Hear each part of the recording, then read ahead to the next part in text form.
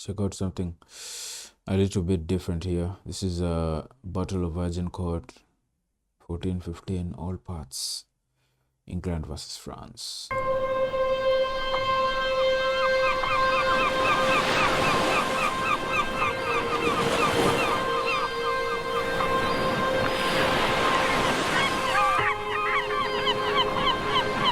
On a warm August morning, clear sky above the coast of Normandy announced the start of a pleasant morning. Clear sky. I was caught up in the imagery. On a warm August morning, clear sky above the coast of Normandy announced the start of a pleasant summer's day.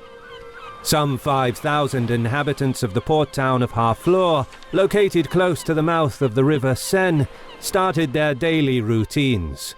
It's a great location. By noon, French fishermen dotted the open sea, casting their nets just off the coast, when a horrifying sight appeared on the horizon.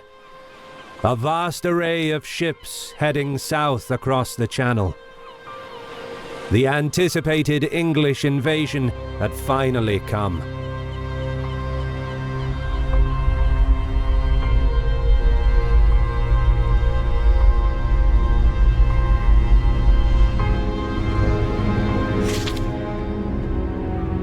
The great victories at Crécy and Poitiers had brought vast expanses of French territory under the English crown. This apparently endless war that began in 1337 was fought over English claims to the French throne and various English possessions within France. But in the years since, most of these lands were lost through a lack of determined initiative and the distraction of dynastic squabbles at home, as well as the dark legacy of the Black Death that disrupted the social fabric of most of Europe. By the early 15th century, only a patchwork of French territories were still under English control. And now, in 1413, the 26-year-old Prince Henry V became the new King of England.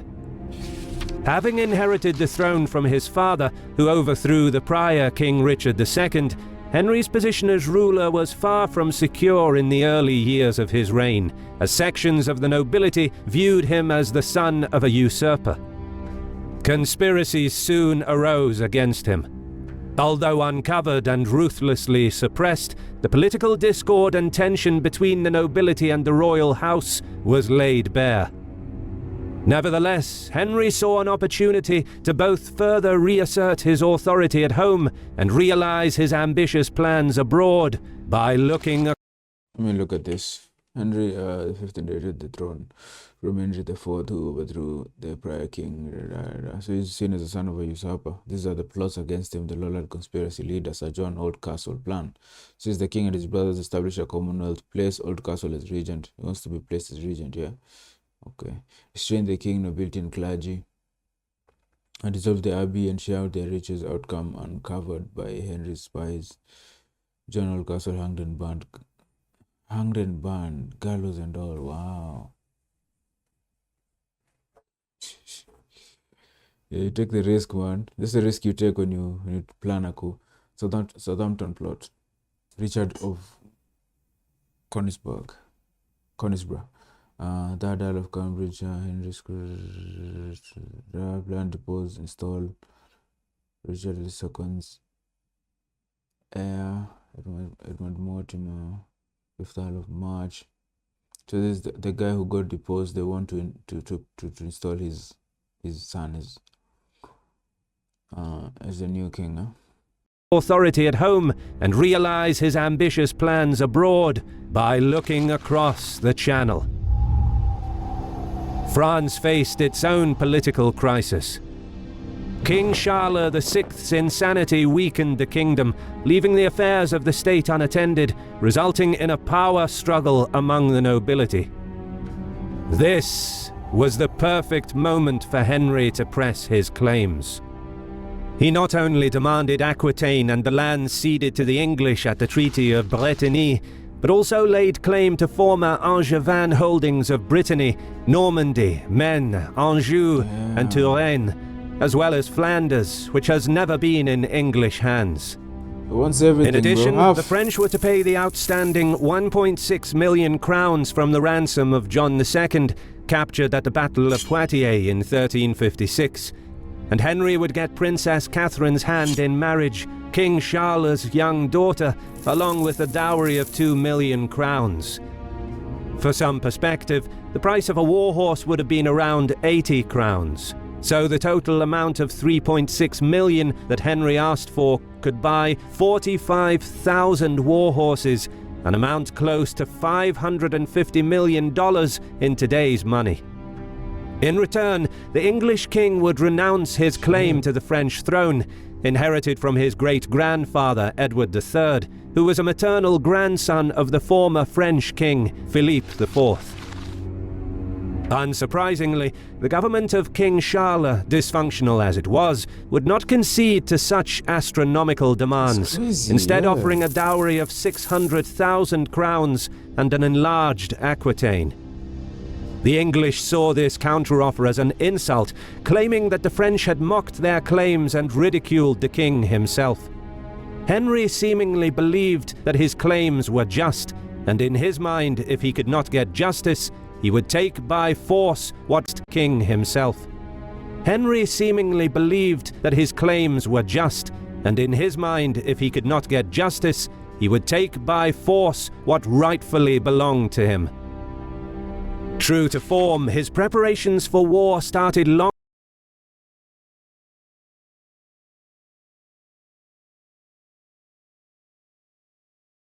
before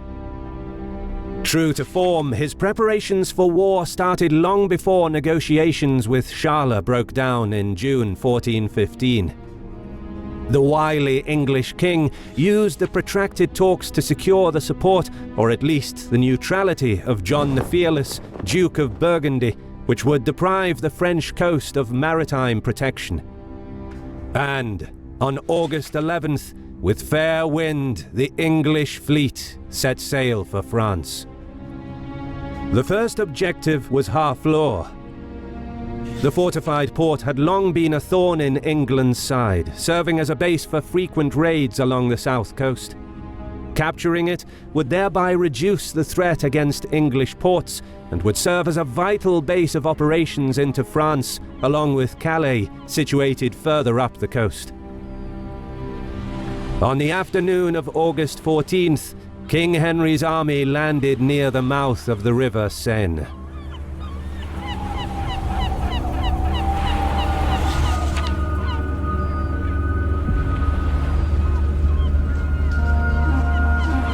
Upon landing in Normandy, the decision was made to surround the town and cut off possible reinforcements and supplies.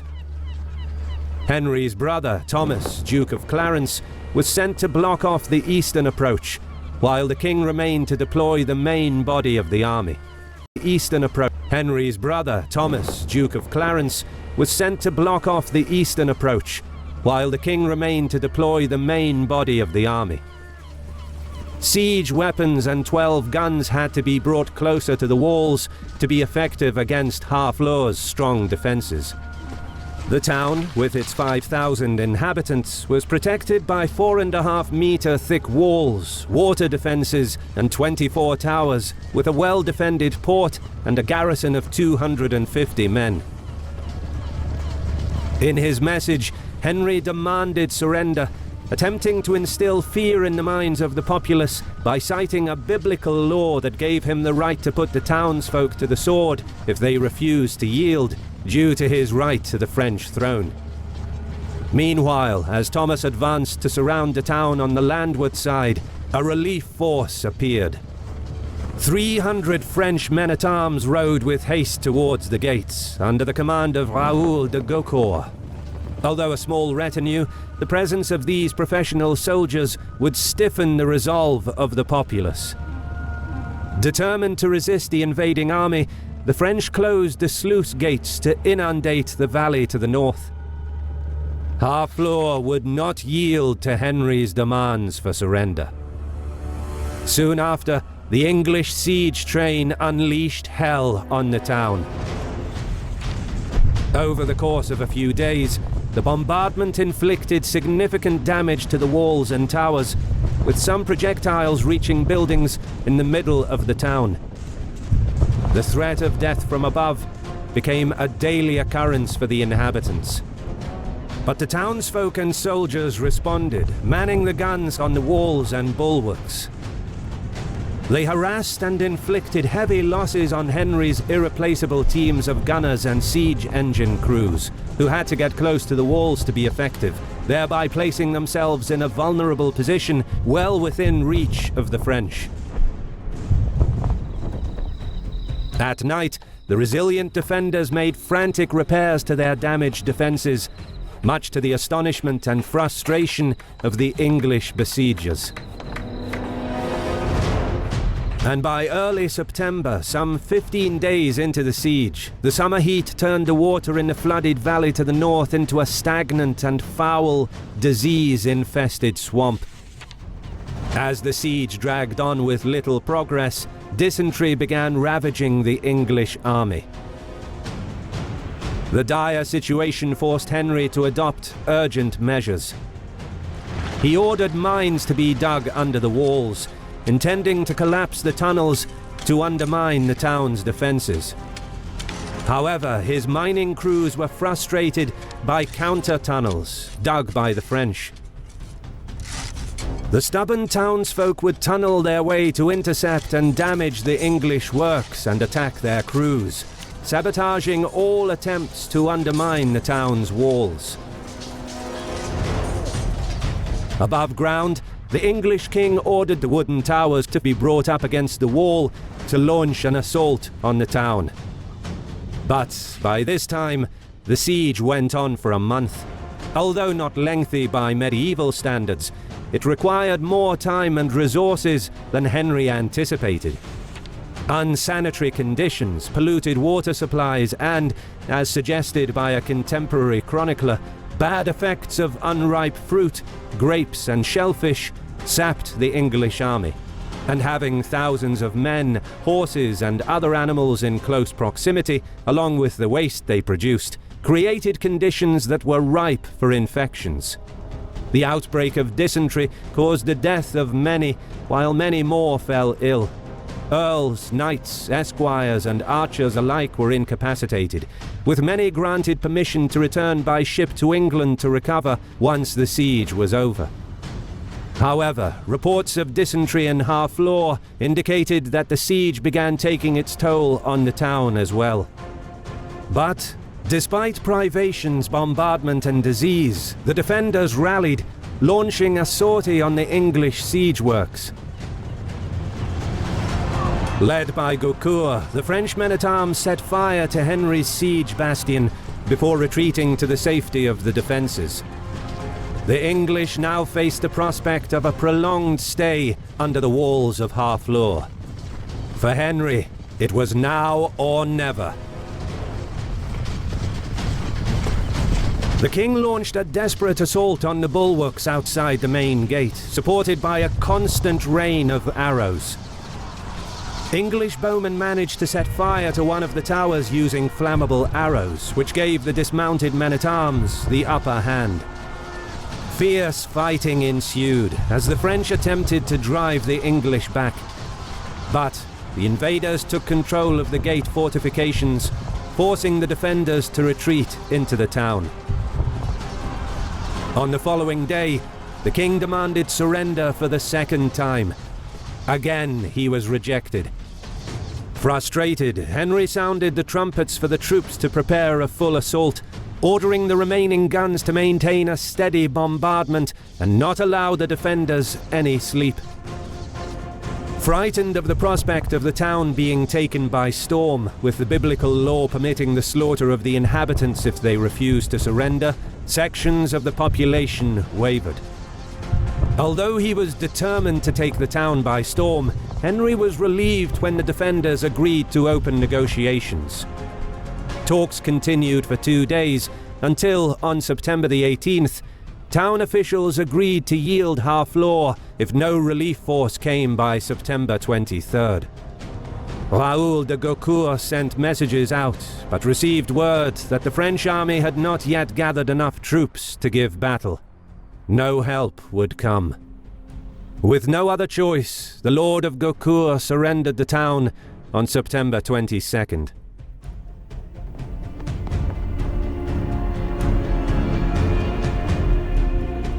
After Harfleur had capitulated, leading members of the defending garrison were set free on the condition that they gave themselves up as prisoners at Calais. English officials were placed in charge of the town, allowing the French inhabitants to remain if they swore an oath of fealty to Henry, while the rest were expelled. The invaders were placed in charge of the town's prisoners at Calais. English officials were placed in charge of the town, allowing the French inhabitants to remain if they swore an oath of fealty to Henry, while the rest were expelled. The invaders, meanwhile, incurred heavy losses. A third of the English army was either dead or incapacitated. Henry now had roughly 7,100 troops left at his disposal. After I'm reading and listening at the same time, incurred heavy losses. A third of the English army was either dead or incapacitated. Henry now had roughly 7,100 troops left at his disposal. After resting the men for a few weeks, the king garrisoned the town with 300 men-at-arms and 900 archers, before marching out into the rolling countryside of Normandy with 900 men-at-arms and 5,000 archers.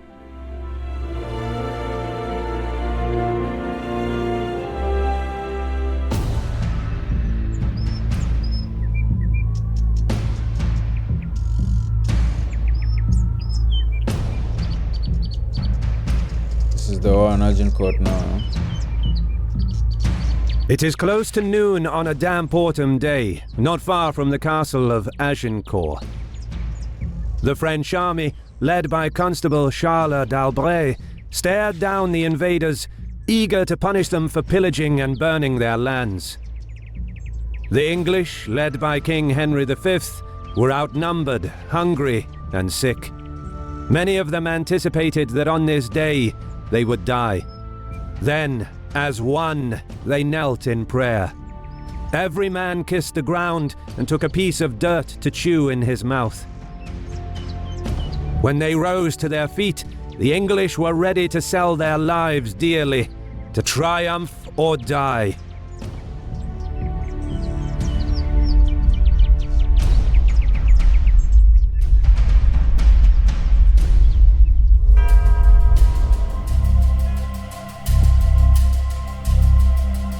With the formidable town of Harfleur now under English control, King Henry faced a dilemma. His strategic goal were the urban centres and fortifications of northern France, which, once conquered, would serve as bases from where his troops and administrators could subjugate and tax the surrounding countryside to pay off the war effort.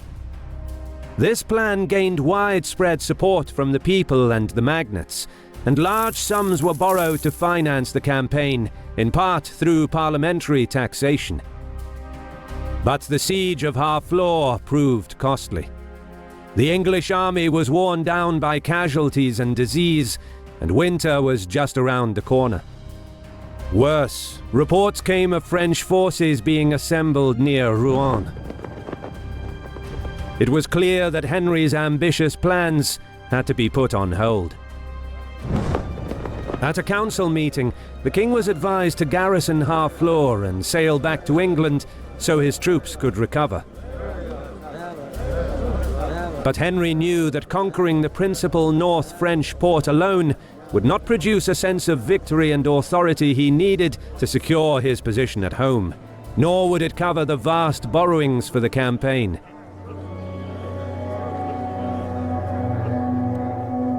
Ignoring his councillors, Henry led his forces out of Harfleur, planning a swift mounted march to Calais. He sent orders to Governor William Bardolph to ride to the Somme estuary and secure the crossing point for the incoming English army. Henry's advisors argued that sailing through the Channel would be safer, But the king wanted to demonstrate that he could pillage northern France with impunity, lands that he claimed were his. However, upon learning of Henry's departure from Harfleur, the Constable of France, Charles d'Albret, went after him. He urged local nobles to mobilize their retinues and help contain the invaders west of the Somme, where he planned to trap and destroy them. 3 days into the march, the English reached the river, but there was no sign of Bardolph and his host. Instead, French forces blocked the river crossing. Henry's plan for a fast campaign had backfired. With the French gathering, the English king was forced to lead his army upstream to avoid being surrounded. But Charles placed his forces well. Fords and bridges were either heavily guarded or destroyed. Knowing that Henry would have to move along the Somme, the Constable of France advanced with the main body towards the flat plains near Péronne, intending to intercept and give battle to the invaders. French sorties were sent to harass and soften up the English column. But then, inexplicably, Henry moved away from the river, heading southeast. It has been suggested that during one of the sorties, some of the French soldiers were captured and interrogated. If intelligence was indeed gathered that Charles was waiting near Péronne, it would explain Henry's subsequent move southeast to avoid the trap. Far away from Calais and safety, English troops were dejected by rumors of a possible battle, concerned that they would be easily cornered and overwhelmed near the river. Then, at last, 11 days into the march, scouts found an unguarded ford. Once across the Somme, Henry moved around the French position at Péronne. The journey, however, turned from a fast 230-kilometer march along the coast into a 426-kilometer trek across France. The troops were tired, hungry, and sick. And just when he thought that he had evaded the enemy, French heralds brought an ominous letter. In it, Charles informed Henry that they would do battle before he reached Calais. The king promptly force-marched his army northwest, cutting straight towards Calais in the hope of outrunning the French. But then, scouts rode back at speed with alarming news. Having learned that the English forded the Somme, the Constable of France departed from Péronne on the same day, successfully overtaking Henry, and was now blocking his line of march near the castle over the Having learned that the English forded the Somme, the Constable of France departed from Péronne on the same day, successfully overtaking Henry, and was now blocking his line of march near the castle of Agincourt. The English were cut off from Calais.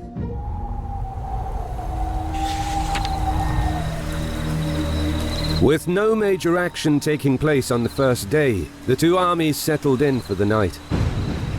In the French camp, meals were served and men yelled out for their servants, pages, and friends, with the noise reaching the English. Some music played to keep the spirits up, and loud boasting between soldiers at dinner was not unusual, especially on the eve of battle. But, in stark contrast across the field, Henry instilled absolute discipline, ordering the troops to maintain silence in the camp. He wanted his men to remain focused and be on their guard, fearing a possible surprise mounted attack by the French during the night. Insisting that his troops keep their guard up proved wise, when a mounted French party of men-at-arms and archers suddenly appeared during the night. They came close enough for there to be a brief exchange of missiles. A few English archers were reportedly captured, but without the true element of surprise, the French contingent rode back. Heavy rain and cold weather created miserable conditions for the men camping out overnight. But the king kept touring the camp, encouraging the troops ahead of the battle. Next morning, on St. Crispin's Day, the French began deploying some time after first light, while the English army left their tents well before dawn, as Henry wanted to be the first to deploy in an effort to show the enemy that his men were eager to fight.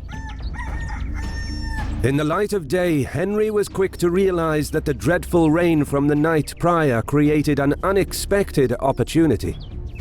The soil of the recently ploughed fields, sown with winter cereals, was not the fine loam of the vineyards of France, but the thick clay of the Somme that retained much of the rainwater, turning the ground into a sticky quagmire. Aware that this would slow down any attack by cavalry or infantry, the king formed a defensive line, posting 3 divisions of dismounted men-at-arms in the centre, with small groups of archers between each division, and 2 large contingents of longbowmen on each flank, in a concaved formation. The bowmen fixed sharpened stakes into the ground in front of them to disrupt the enemy's cavalry charge and impale their horses. 200 mounted archers were secretly sent through the wooded area on the flank, with orders to wait for the signal. This was a risky maneuver, as contingents of both armies patrolled the area around the battlefield. Meanwhile, Charles and the French leadership deployed 2 lines of several thousand Inuits patrolled the area around the battlefield. Contingents of both armies patrolled the area. This was a risky maneuver, as contingents of both armies patrolled the area around the battlefield.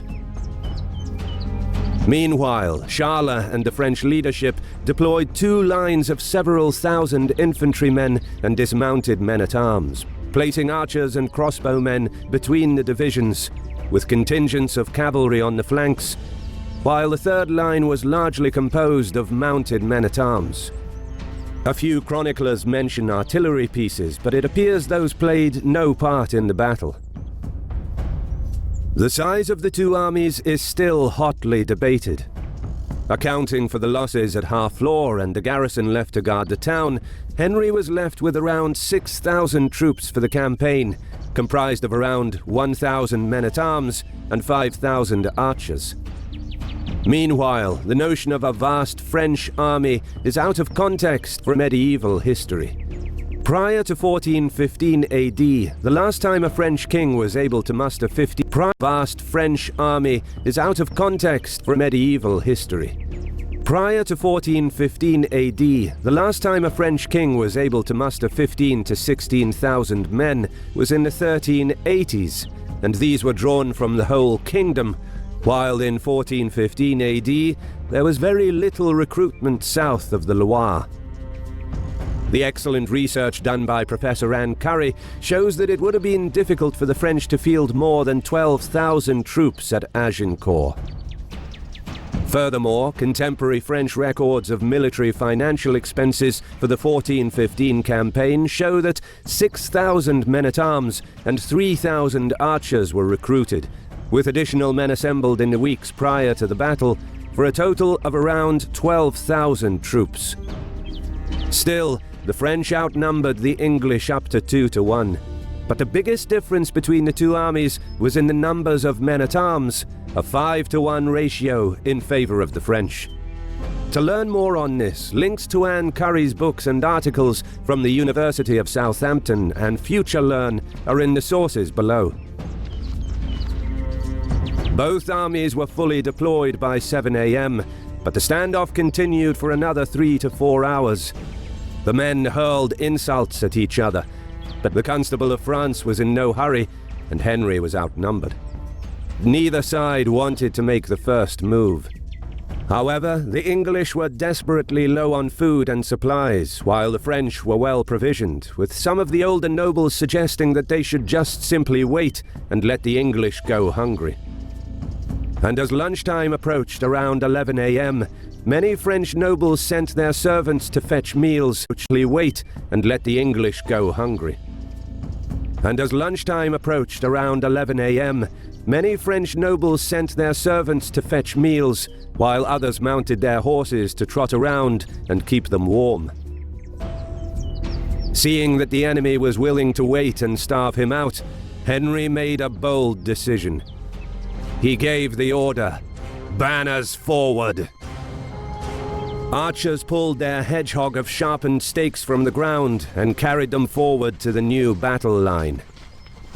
Surprised to see the English line advancing, French divisions began to sort themselves out. Then came Henry's signal for the bowmen hidden in the trees. The 200 archers unleashed on the French.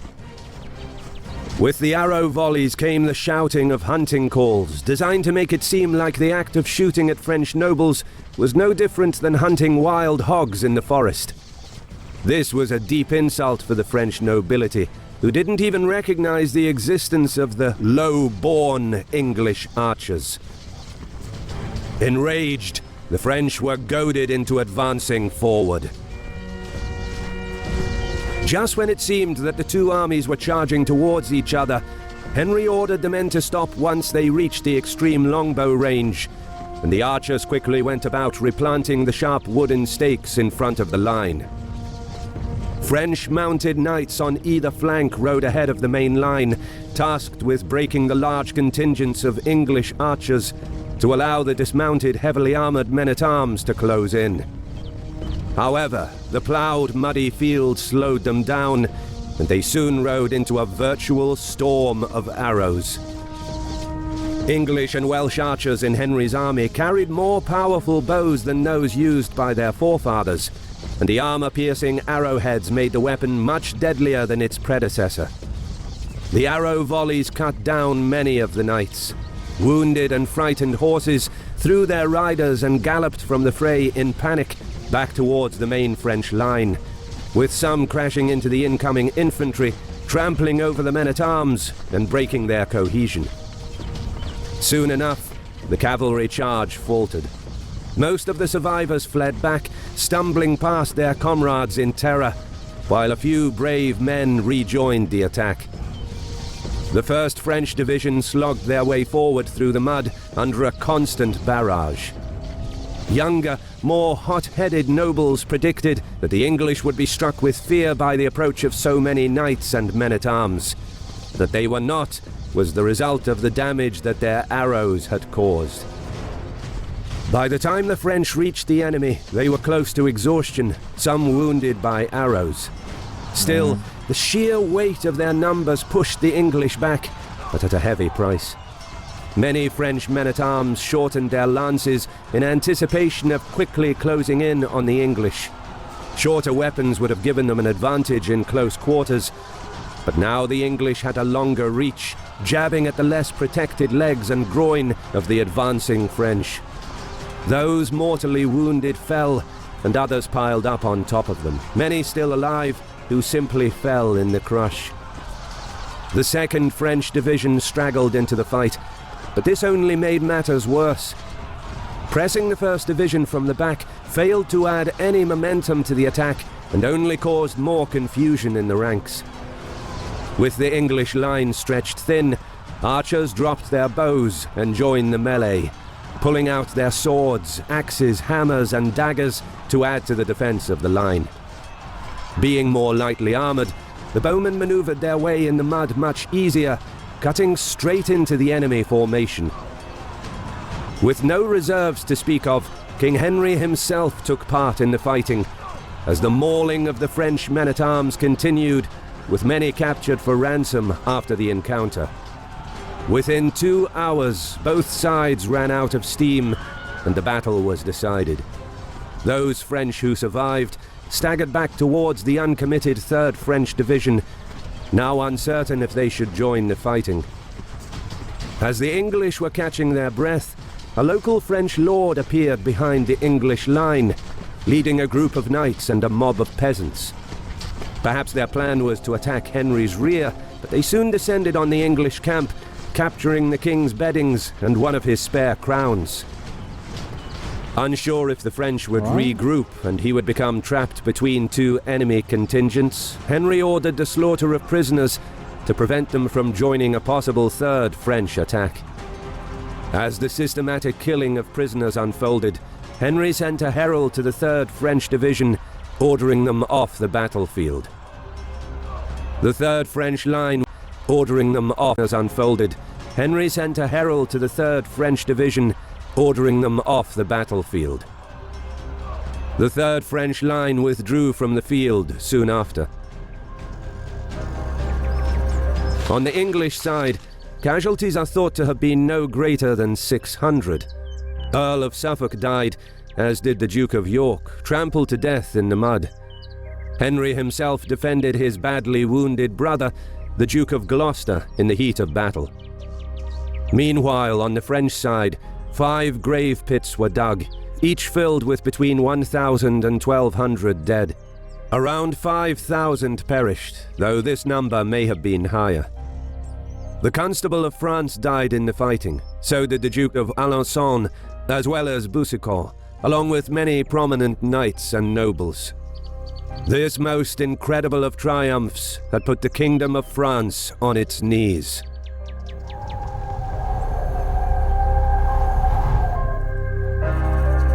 The capture of Harfleur and the victory at Agincourt made Henry V a national hero in a kingdom only beginning to feel as a nation. In just a few short weeks, Henry had risen to become the diplomatic arbiter of Europe, getting a visit from the King of Hungary, later the Holy Roman Emperor Sigismund in 1416, with whom he entered into an alliance that would serve him well. Later he returned to France to realize his plan of conquering Normandy.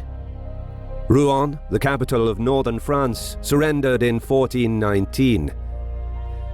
Later that same year, the murder of Duke John the Fearless secured him a Burgundian alliance. These successes forced the French to agree to terms outlined in the Treaty of Troyes in 1420, recognizing Henry as the heir to the French throne and regent of France. Catherine, King Charles' daughter, was married to him. Still a young king, he was now at the height of his power. But these triumphs would not last, as his health deteriorated during the sieges of Moulins and Meaux. Aged only 36, he died at the Chateau of Vincennes in 1422, likely of dysentery. Credit goes to our awesome patrons. That was epic, man. This is one of the best videos I've ever seen, bro. I love watching military tactics. He was outnumbered. He was the underdog in that situation, and he did everything right. He kept his men focused, alert, vigilant. He showed up early and studied the battlefield.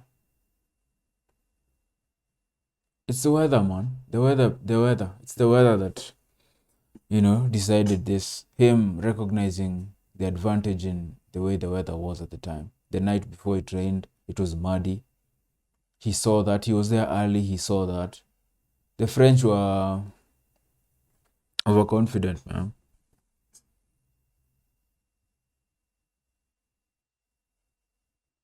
Jeez.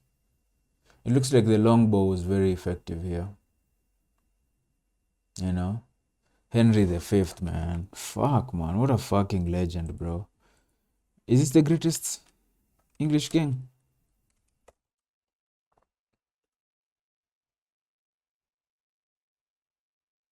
I need to do a documentary on this guy, man. England's greatest warrior king. Is this the guy that took an arrow to the face? Is this him? I think it's him, the one who got shot with an arrow, and all his portraits are of the left side. Like all his portraits that you can find are just of his left side profile. Because his right side, I guess, was fucking mangled after the arrow, man. I watched a video a while ago of that guy who describes medieval surgeries, and he used this guy as an example. I need to react to him, learn more, cause dude was a military fucking genius, man. He was sharp here, man. He was sharp, recognizing the advantage of the fucking terrain and the weather the night before. and then sending the archers to shoot at the French and make those insulting noises, taunting them to press, baiting the press. You know, it's like football tactics. He was baiting the press. He was, come on, come on, come on. And when they came on, they got fucked up. They raid the barrage of arrows, man. Can you imagine, bro? You're running through mud. It's crowded. There's a bunch of fucking horses and shit. Now, these guys were... The cavalry was on the side, yeah? These guys got handled. They were supposed to go break those lines. They got handled, man. And then they started focusing on the unmounted guys in the middle. Those guys would have been in the muddle. Imagine wearing armor, trudging through mud, and just getting shot with arrows, man. You can't even move fast. It's crowded. You're wearing armor. You're tired, and and you have to worry about a fucking rain of arrows. Crazy.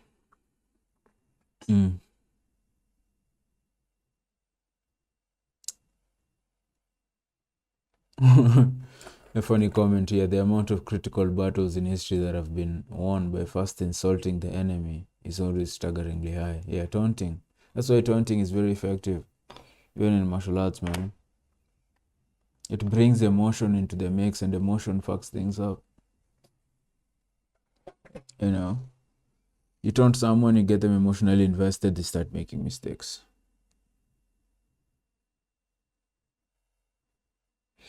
People focus a lot on arrows versus armor, but the majority of the arrows will kill the horses, which will make the knights crash into the mud.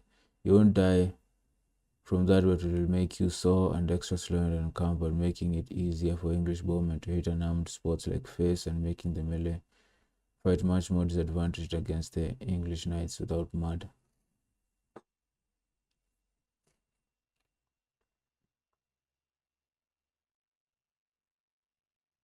There's something magical about the Battle of Agincourt. Imagine you're outnumbered, but on your side is none other than your king, inspiring his soldiers with the leadership.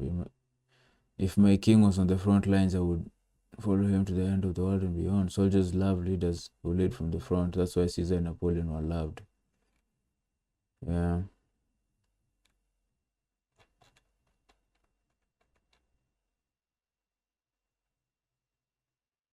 Yeah.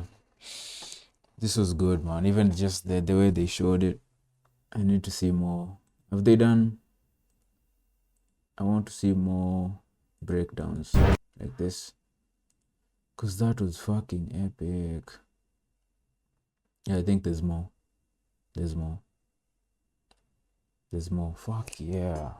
I'll see you guys, man. I love the narrator. I think this is the one. This is the channel to watch history shit on. There's a lot of history documentaries out there. A lot of them involve a narrator and stuff, and that's a big determining factor of whether I'm going to pick that documentary. Is the narrator good? Is the illustration nice? This was fucking epic, man. I'll see you guys, man.